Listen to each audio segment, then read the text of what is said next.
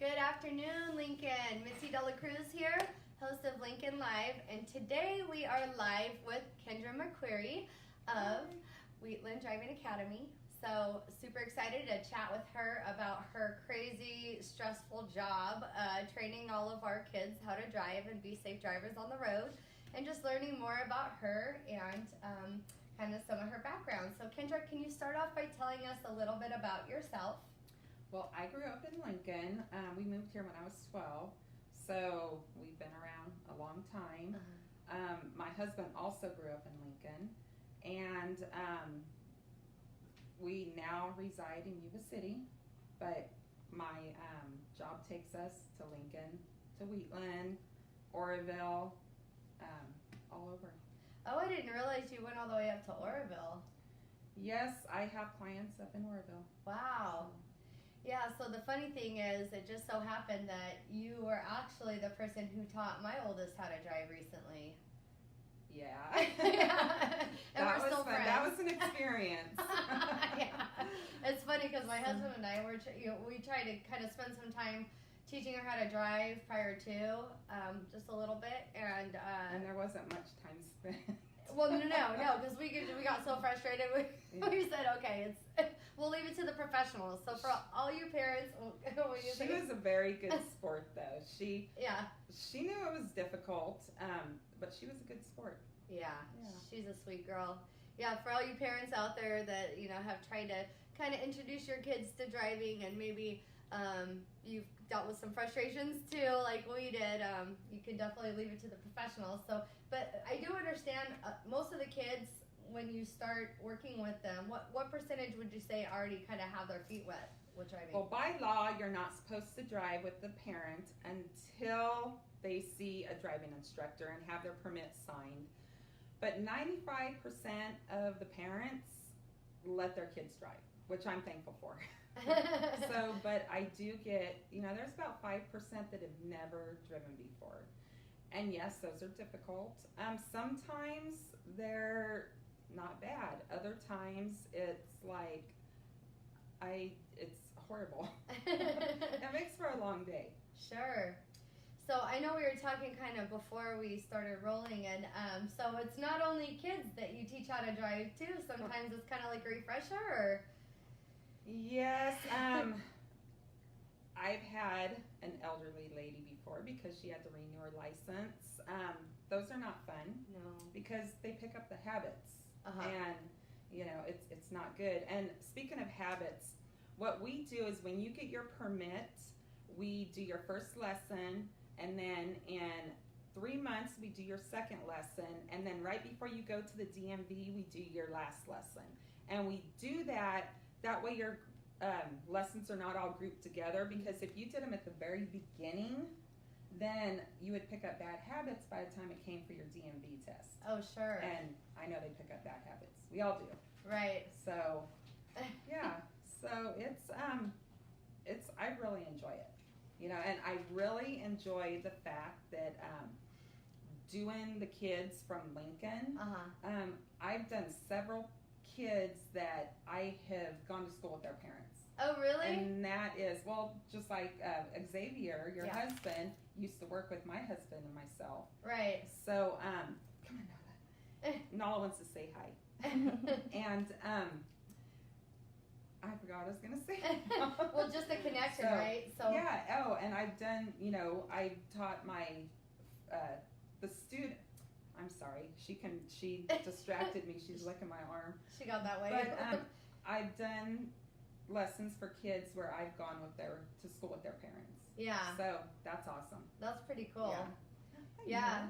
So I know better you than me, and let me tell you, because I love kids, and Lucy's shaking her head. but I wouldn't necessarily always have the most patience, or I don't know so tell us kind of how you interact with kids. Sometimes different personalities, or different, maybe they think they kind of know already, or kind of how do you deal with those sometimes challenges? kids think they know everything, and it's like it's really, sometimes it's difficult because kids don't want to talk, and I'm a talkative person. Yeah. And it's just that I try to make them feel as comfortable as possible. And sometimes I have to be firm with them, and I will tell them like it is. Yeah. And some people can handle it, and some people can't. Right. But I had this one girl from Lincoln. If she's watching, she'll know who she is. She was not good starting out. And we went out down Nicholas Road to Pleasant Grove Road, and she would not stay away from the edge of the road. Oh. And I kept telling her, I'm just going to take you back because I don't feel comfortable with you. Yeah. You're going to get us in a wreck. And so I took her down this side road, and I said, you stay on that. There were no cars around, way out in the country. I said, you stay on this yellow line and do not come off that yellow line. And so, you know, we did our lesson and everything. And the next time when she called for her second lesson, she told me, she goes, you were really tough on me, but I am so glad you were because I wanted to make sure I did good so I could please you and show you how much I improved. Yeah. And that made me feel so good because it was like, yes, I am tough. I'm even tough on my husband when we're driving. Right. You know, and if he's watching, he can agree on that. And, you know, it's just that it's so rewarding. And if I see students that I've done in the past, you know, they're all, hey, Kenndra, you know, and it's like, it's really rewarding. And my, I don't advertise, so it's just word of mouth. Right. So it's nice when I can get, you know, repeats, you know, repeat families. Yeah. And, it's just, it's really rewarding. Well, I had to warn you because I've got a 16-year-old.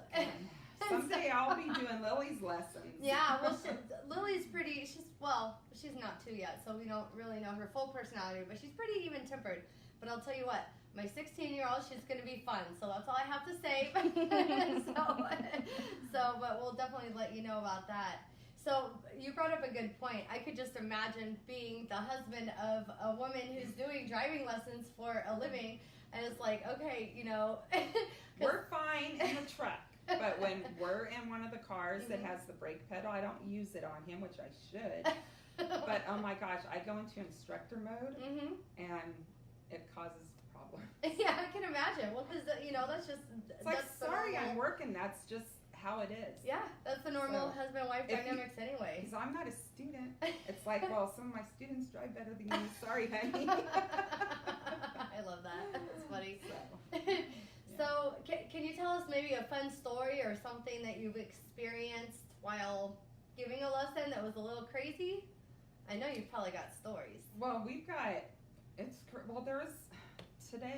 there was, we're going down Baseline Road in Roseville, and there's like 4 or 5 cars behind us. Yeah. And I was looking out the passenger side window, and I had just turned my head, and all of a sudden this car goes flying by us and cuts over right in front of us. Yeah. And of course, first thing out of my mouth was a cuss word. That was just like, I mean, it shocked me. And there's a car coming towards us. Yeah. You know, and I said, oh my God, I am so sorry I just said that. He's all, don't worry about it, you know. And this car was passing, there were 4 cars deep behind us that he had passed, you know. And it's crazy out there. Yeah. Those people, they're always in such a hurry. Right. And there's been so many times we've almost been in a wreck, but it's not because my students. Right. It's because I am constantly watching out, you know. It's like, always, I got a rear view mirror, you know, that I can see. I'm constantly watching for other cars, but people are always in so much of a hurry. You know, that's a really good reminder for anyone who's watching who, you know, I know we've all experienced this when there's an unsafe driver on the road, and it's usually because they just left a little later than they intended to or whatnot. But, you know, really, if you know, we could all just leave about 10 or 15 minutes earlier to get somewhere on time, then those kind of things wouldn't happen. But I know personally, I've gotten behind people before and honked thinking, oh my goodness, what's this person doing? And then if I pull up on the side of them and I see that they're maybe elderly or a young person, then I feel really bad, you know, because I probably scared the bejesus out of them, right? Yeah. And it was totally unnecessary. It was my fault for leaving late. Yeah, we get honked at for stopping the required limit at a stop sign. And I tell my students, you don't want to sit here and take forever to look left, right, left to see if it's clear. Sure. Because people are so impatient, they're going to start honking at you. Right. Because that's just how reality is. And people do that all the time. Yeah. And it's like, easy. Yeah. We're not doing anything wrong. Or if we're doing the speed limit, Yeah. they're honking at us because we're going too slow. We're not going 15 miles an hour over the speed limit. So I think she's relaxed. Yeah, I'm getting a second mouth over here. Yeah, I mean, those are just all good reminders. And I know, especially here in Lincoln, you have such good people that are typically very good about, yielding the right of way and things like that. It's just a nicer group of people than. And merging. Oh, yes. People just need to learn to merge.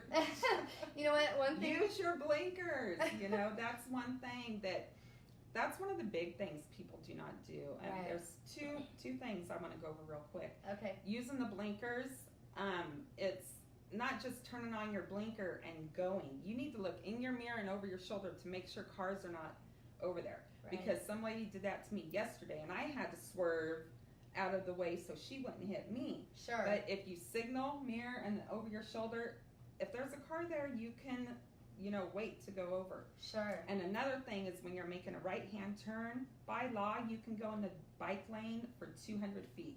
Right. So, and some people don't go on the bike lane at all. And that is on the DMV test with the students. Yes. So, they need to get out of the way when they're slowing down. So, do we have some questions? It sounds like we might have some questions, comments. I do want to remind you guys, if you guys are watching this live, share it live while we're live now. And then just comment shared in the comments so we can get you entered into this week's raffle. And totally just a housekeeping item. I'm totally jumping around, but I meant to mention this before we got started with the interview. We're still looking for school supply donations as well. So if you do have any school supply donations, please get in touch with me. You can get in touch with Lucia or Andra or Marguerite. We're more than happy to come pick up your school supplies, or you can bring them into our office. So just contact me for details on that. But getting back to our interview and our great discussion, one of the things that I wanted to share too with my oldest is, she got her permit or she finished her driver's ed classes at the school, got her certificate, and then we went to DMV to get her permit, and she failed the test a couple times. So what advice might you happen to have for kids that maybe have a hard time with that? Do you have any kind of pointers or? Well, the DMV test, I don't like their DMV tests, the written Yeah. tests. Those are always so hard. Right. Even when I had to take a test for to get my operator's license, I failed the first time because I didn't know what was going to be on it. Sure. But the more you take it, the better you do. And thank God I passed the second time. Yeah. So, yeah. but it's difficult, and some people are better test takers than they are, they're better test takers. Right. So I would just say study, study, study. And I give my students a book. When they come for a lesson with me, I give my students a book that is, I think it's called Test Drive Criteria or something like that. And I explain what they're going to do when they go on the DMV test. So it's, and one of the things is the kids need to practice. The more they practice, the better they're going to get. Sure. Because you can't expect to go on a 2-hour lesson with me and then, for 3 times and be able to pass the test, regardless of what I helped you with, because you have to practice. Right. I'm just a small tool in getting a license. Got it. And a tool that is by law you have to do. Right. So, yeah. Can you tell us, Kenndra, what the course entails, how you spread that out, and the cost for the course with you? We were getting there too. Okay. Yeah. It's $285. If you're in the general Wheatland, East Nicholas, Lincoln area, it's $285 for 3 lessons. So basically $95 per lesson. And it's $110 if you're out of those areas, but it all depends on exactly where you're located at. And what was the other question? I'm sorry. How you spread that out, and then how you prepare them for the actual test. Yeah. Well, I go over them. The first lesson, I go over everything that they're going to do on the DMV test, whatever they're going to go over. And I don't have any specific route that I have to take. I just go wherever I feel comfortable with them, whatever their driving ability is. I did have one student that basically he was only able to stay in a parking lot. Oh. It was really difficult. That was a difficult one. Yeah. But I will take them on the highway. I do a lot. Say I start in Lincoln, I will go up by Campfire West because all the 180 roads. Then I'll go out through Plumas Lake. Yeah. And from there, it depends on where they live. We'll go, just accordingly. Sure. Yeah. So it's it all depends. So Yuba City, Marysville, Roseville. We got 2 hours, so we can cover a lot of ground. Yeah, So, for sure. Yeah. Yeah. And if you guys happen to call and I do not answer the phone, please leave a message and I will get back to you within 24 hours because I do not answer my phone when I am driving because it distracts me from watching my student and the other vehicles around us. Yeah. It's funny you mentioned that. I was in the car with Tia before she came to, I guess maybe you'd taken her out one time, but just one time. And then I had her driving me, and we were turning onto East Avenue from East 12th, right there by Carlin Coppin. And my phone made noise, so I started to pay attention to my phone, and she hit that curb and totally broke something. That's rather. Yeah, so that was pretty crazy. So after that, I was always definitely paying attention to everything she was doing for the duration.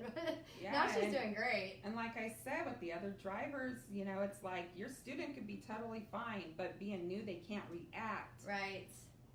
As quickly as what we can. Yeah. So, and yes, I have a brake on my side of the car, so that helped. I wouldn't do this job if I did not have that brake. Right. And I don't think I'm a patient person. Growing up, I was never a patient person. And certain things I'm still not. But because I do this every single day, it's just, I'm so used to it. And kids tell me, I am so comfortable with you. I hate driving with my mom, And I said, your mom's going to freak out because of the way you're driving. I said, you're going to give her a heart attack, so you need to, be careful. Well, part of it is, too, you're in your vehicle or the school's vehicle. Yeah, with the brake. Yeah. Whereas when it's mom driving them around, they're probably driving mom's car. That's scary enough, right? And then with no brake, nothing to do but kind of correct the kid as they're going. Yeah. So, yeah. And it's the moms that freak out more than the dads. You think? So, At any age. They tell me. They tell me. Yeah. So.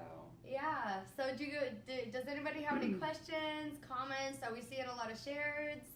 A lot of people being entered into the raffle. Yep, quite a few Well, shares. Speaking of the raffle, if you choose, if you win the raffle, you can choose between a 1-hour massage or a $30 gift certificate off your driving lessons, the driving lesson course. So you can't get a massage while you're taking driving lessons. That's not an option. Or No. one after. And I'm not giving the massage either because I can't do that. Okay, cool. So that sounds like a good deal. So, if you do have a kid or somebody in your life that you can gift with a $30 off certificate, then there you go. Otherwise, if you need a nice massage for an hour, then that's an option as well. So really excited for everybody who's been entered this week. And the gift certificate is good for 1 year. Okay, cool. So since we don't have any specific questions, do you have any final thoughts or anything else you wanted to kind of mention? I think we about covered it. So how would somebody get in touch with you? Why don't you, and we'll post your contact information in the comments, but what's the best phone number for you? You can either call the office, which comes to my cell phone, and that phone number is 530-633-4910, or you can call or text my cell phone at 530-635-8100. So really quick, one thing I wanted to ask is how far booked you are now and kind of how that differs in the school year. Right now, I think we have openings starting next week. Okay. It goes in spurts. Sometimes I'll be booked 2 or 3 weeks out. Right. Other times it'll come to the end of that, and I'll be able to get you in within a couple days. Okay. Yeah. So, but I work really well with people's schedules Got it. because I know how much sports takes up, the time for people. Sure. Well, we've lost our camera light. As you can see, we kind of got dark over here. So I think we're going to go ahead and wrap up this week's episode of Lincoln Live. Thank you all for watching, and good luck with the raffle. You guys have a good day. Bye.